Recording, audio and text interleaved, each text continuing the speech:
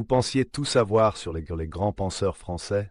Détrompez-vous, car voici l'homme que la République a voulu oublier, que l'Église a condamné et que même Karl Marx a tenté d'effacer.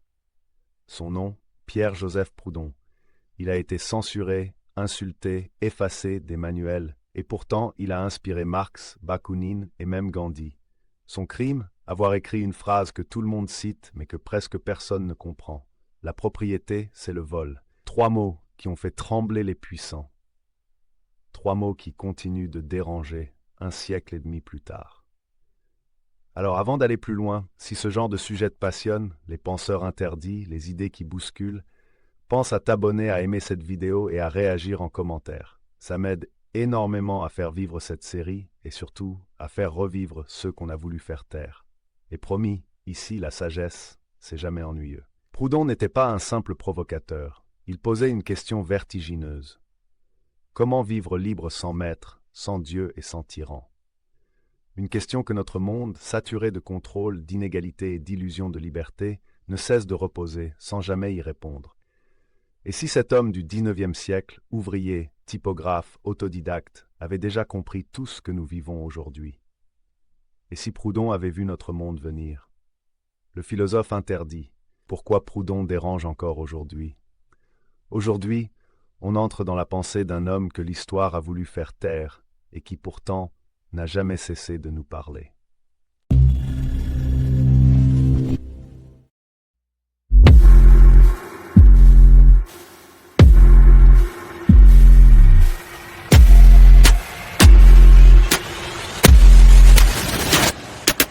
Nous sommes en l'an 1840. La France industrielle s'enrichit à une vitesse vertigineuse. Les usines s'élèvent, les machines grondent, mais derrière la fumée, le peuple s'épuise. Les ouvriers travaillent 16 heures par jour, les enfants descendent dans les mines, et pendant que les uns s'épuisent, les autres accumulent. Dans ce monde en déséquilibre, un homme s'interroge. Il n'est ni politicien, ni universitaire. C'est un typographe autodidacte, un ouvrier du verbe qui passe ses nuits à lire, à penser, à comprendre. Son nom, Pierre-Joseph Proudhon. Cette année-là, il publie un essai qui fera trembler toute l'Europe. Qu'est-ce que la propriété? Un livre au titre sage, mais au contenu explosif. Dans ces pages, une phrase va naître, une phrase qui marquera l'histoire. La propriété, c'est le vol. Pour la première fois, un homme du peuple ose défier l'ordre établi, ose accuser non pas un roi, mais un principe, celui sur lequel toute la société repose. À une époque où tout le monde croit au progrès, Proudhon pose une question simple et dérangeante. Comment l'homme peut-il devenir esclave au nom même de la liberté? Et ce qu'il va découvrir, personne, ni en 1840 ni aujourd'hui, n'était vraiment prêt à l'entendre. Pour Proudhon, l'homme est né libre, libre dans sa pensée, dans son travail, dans sa dignité. Et pourtant, partout, il voit des chaînes forgées non par la force, mais par l'habitude, la croyance et l'acceptation. La propriété, l'État, la religion, même le travail salarié, tout semble conspirer à transformer la liberté en servitude. Proudhon n'est pas un destructeur. Il ne veut pas abolir le monde, mais le libérer de ce qui l'enchaîne. Il ne rêve pas d'une société sans ordre, mais d'un ordre sans domination. Comprendre ce qui nous soumet, c'est déjà commencer à se libérer. La véritable révolte ne consiste pas à brûler les palais, mais à ouvrir les yeux. Quand il écrit « La propriété, c'est le vol », il sait le choc qu'il provoque. Il ne parle pas du vol d'un objet, mais d'un vol invisible, celui du temps, du travail et de la dignité. La propriété, pour lui, c'est le privilège de profiter du travail des autres, de récolter sans semer. Derrière ce privilège, il voit la racine de l'injustice moderne. Il pose une question que l'on redoute encore. Comment être libre dans un monde où tout se vend, tout s'achète, même la vie? La propriété, dit-il, n'est pas le fruit du travail, mais son détournement. Elle transforme la liberté en privilège et la justice en marchandise. Pourtant, il ne prône pas la violence. Il propose autre chose, la possession, le droit d'user d'un bien parce qu'on l'habite, qu'on le cultive, qu'on le fait vivre. Une propriété fondée sur l'usage, non sur le pouvoir. Et derrière cette idée se cache une révolution silencieuse, rendre à chacun la souveraineté sur soi-même, sur son œuvre, sur sa vie. Mais Proudhon va plus loin. Ce qu'il remet en cause, ce n'est pas seulement la propriété, C'est tout le système d'obéissance qui gouverne les sociétés. Il ne croit ni à la révolution sanglante, ni à la réforme venue d'en haut. Pour lui, chaque fois qu'un homme délègue sa liberté, il devient esclave. Être gouverné, écrit-il, c'est être gardé à vue, inspecté, espionné, dirigé, légiféré, enrégimenté, prêché, contrôlé, censuré, commandé. Et il ajoute, le meilleur gouvernement est celui qui n'a pas besoin d'exister. Ce n'est pas une utopie, mais une exigence morale. Il croit à la responsabilité individuelle, à la coopération libre, à l'équilibre des forces sociales. L'anarchie pour lui n'est pas le chaos, c'est l'ordre sans le pouvoir.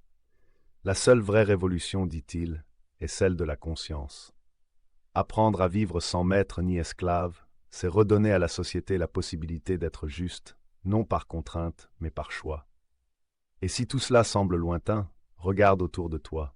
Nous travaillons plus, mais possédons moins. Nous consommons sans fin, mais créons peu.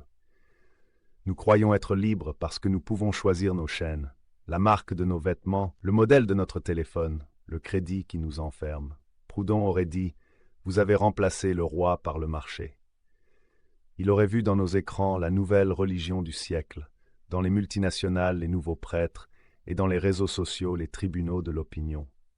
Il aurait ajouté « La servitude volontaire est la plus subtile des tyrannies ». Ce qu'il dénonçait, ce n'était pas seulement une injustice économique, mais une habitude de soumission, croire qu'il faut toujours un chef pour nous sauver. Mais que se passerait-il si nous cessions d'attendre, si nous décidions de vivre autrement, de coopérer librement, d'échanger sans dominer? Proudhon n'offrait pas un programme politique, mais une boussole intérieure. Son œuvre est une invitation à désapprendre l'obéissance et à réapprendre la liberté. Comprendre Proudhon, ce n'est pas revenir au passé, c'est regarder notre présent autrement.